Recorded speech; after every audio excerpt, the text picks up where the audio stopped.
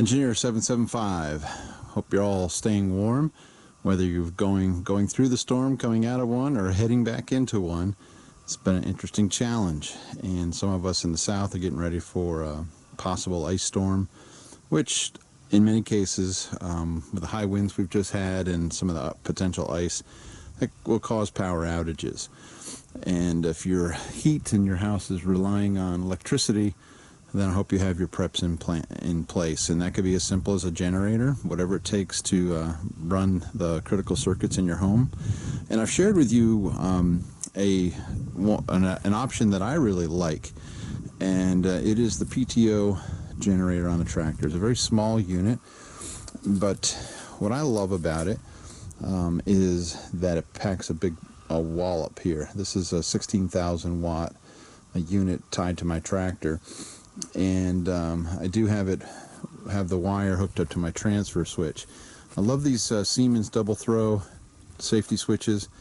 They're 100 amp rated. Most of what I will do will be 100 amp or less. Most of what the homeowner will use in terms of generators will be 100 amp or less, whether it's diesel, propane, gas, or their solar systems. Usually solar systems pushing 60 amp circuits.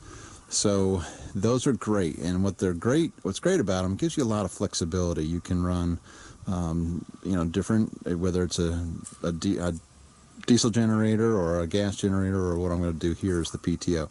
So I went ahead and wired, and this is temporary actually, I wired my PTO lead into the transfer switch, which, believe it or not, I'm going to actually use in a different way with my solar system. But I'm going to just show you that, and you see there's a top and bottom hookup here, and I've used the white, red, and black for my generator leads, and it's grounded, 4-wire conductor. I think they're number 6s. So anyway, sized right for the generator I am using. Okay. So the procedure. So if you're wanting to know what in the world's going on here, what are you doing? What are you trying to show me?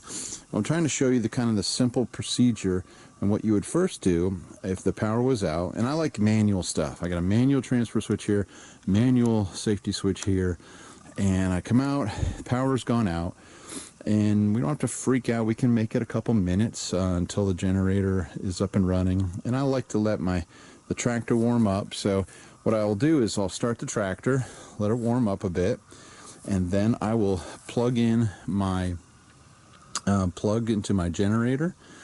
And then what is nice about this generator is that it's got a meter, a little power meter on the back. And what the power meter allows me to see is that my frequency is correct, LEDs will light up, and the voltages is right. But what I really like is the bottom line is the amp meter line, so it lets me know what kind of load that I have on the house, and that can be great. It also helps me to know, as I'm sizing my solar system, what I really need to run and how much amperage I'm going to be sending down to these sub panels. So that's a great tool to have on there if you don't have a clamp meter. But I'm able to check my overall amperage and run different scenarios of what I want to load, what I want to run, and then I can manage the power myself using the breakers in the home.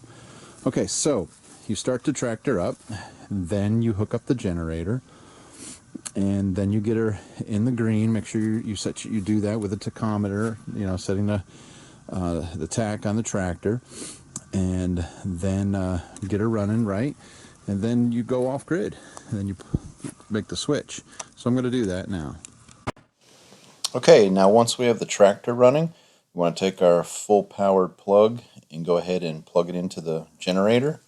Again, the generator's not turning yet, but now the next step will be to engage the PTO, and you'll see I've got it already dialed in here. The green light is on. That's hitting the 60 hertz, and so the voltage is green.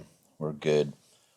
And the PTO shaft, you can see is spinning. Make sure your guards, your chain guards, everything is in place, and your green light is on. And now you're ready to put the power to the loads. And so you want to go over and make your selection. You can select, this is the on the bottom one, as you saw before on those lugs, is the PTO generator. And now to switch the transfer grid, the switch to go off grid, doing that now. And now we're running on the generator.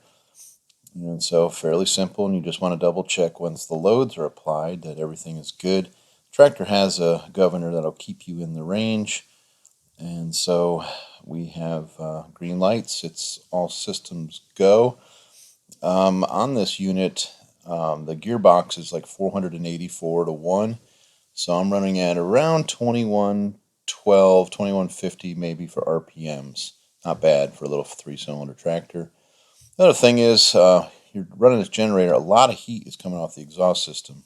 So if you need to thaw something out or heat something up, remember this heat source. There, so the PTO generator is running the whole place, and I like that ability to be able to run all my circuits, because there are 4 200 amp breaker panels, stuff run everywhere, so I like to be able to manage them myself, as opposed to having one generator panel with select circuits. So anyway, that's just me. And but the PTO generator is a great way. You know, tractor is a good, reliable source of equipment on the farm, and it's used for so many things. And this is another great way to use it. Getting ready for the storm. I hope you are. If you need help or speccing one of these out, you basically take your PTO generator, your PTO horsepower, and divide it by 2, and that's how many kilowatts that you can have for a generator size. Mine's a 35 PTO, so it can have a 17 and a half generator. This is 16 kW. We have 10s and 16s, 22s, 30s, 50s, and they're awesome and very efficient. And it's just nice. Then I just unhook it like I do any tractor implement, tuck it away in the shop or in the shed, and bring it out when I need it. So all told, it probably takes me letting the tractor warm up and getting everything hooked up, realistically 15 minutes, but I could do it in 5 if I was in a hurry. But 15 minutes, everything's back up and running. The tractor's full of fuel, and so can run. I've run the tractor I've run it for a day and a half straight before. It might be a little abusive, but remember to change your oil and have your filters and oil on hand for those kinds of things. And I haven't really run this generator hard yet. Maybe this storm will be the one. She's broken in and ready for the storm. I hope you are. Engineer 775 signing out.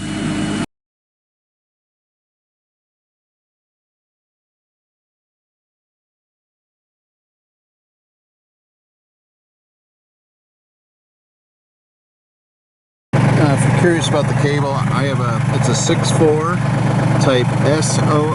It's for sunlight, all weather, and again, it is outdoor cable rated, of course, but it is a 6'4" type SOOW.